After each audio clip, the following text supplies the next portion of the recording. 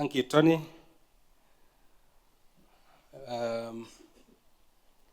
Colleagues in the room today, CEOs, MDs, partners, researchers,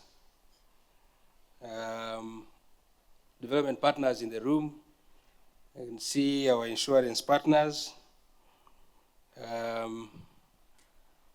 Ladies and gentlemen, all protocols observed. Allow me to stand on the earlier established protocol and welcome you to this third annual research conference that brings us together. It gives me a privilege to be here today and to welcome you for yet another insightful and informative session. I'd like to commend the efforts of RBA, led by Tony, our CEO, in coordinating this important exercise because, as we all know, knowledge is money or power. And it is from research that we get better, and to make things more direct that we'll get more money, I guess. This conference that happens every year has become an important platform for us to shape the future of our financial services sector. It reminds us that the best financial systems are not built by institutions working in silos, but ecosystems connecting and working together. This year's theme that is dubbed the pursuit of an integrated financial system recognizes a simple reality. Payments are no longer just about moving money as you had earlier, but they are increasingly about creating foundations upon which credit, savings, insurance, trade, and all other economic opportunities are built. Globally, digital payments are projected to exceed 20 trillion annually within the next few years. Across Africa, mobile money transactions surpassed $1 trillion in value already, and making the continent a global leader in digital financial innovations. Here in Rwanda, the financial inclusion measure has reached 96%, mainly driven by mobile money, demonstrating remarkable progress in making access to financial services a lot more easier. Yet, the next frontier is not just access, but integration. Integration is what will derive a true value to all citizens we serve.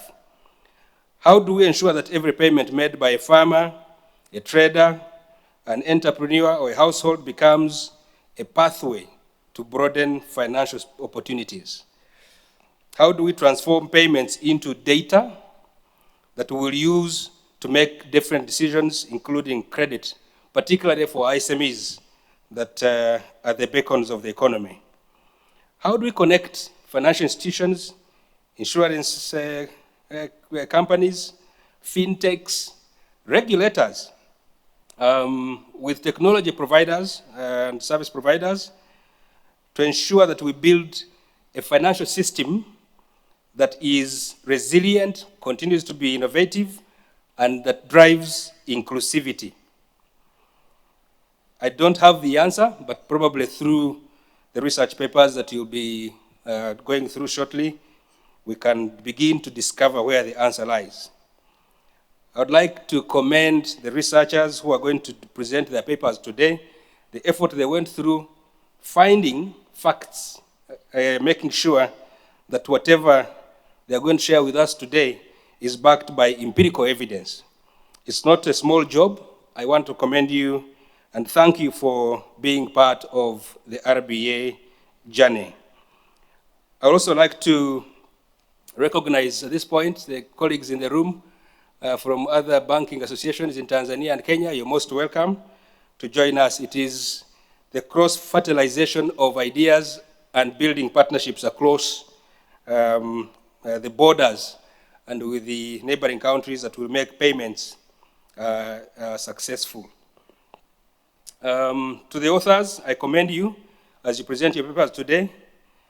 The evidence and ideas shared in this conference will help inform better policies to the policymakers in the room. There will be pieces to pick. For the financial actors in the room, I hope they will inform your product development and services development, and better decisions to be made so that we can deepen financial services access. Without further ado, allow me to once again welcome you and wish you fruitful deliberations and a very successful conference. I thank you very much.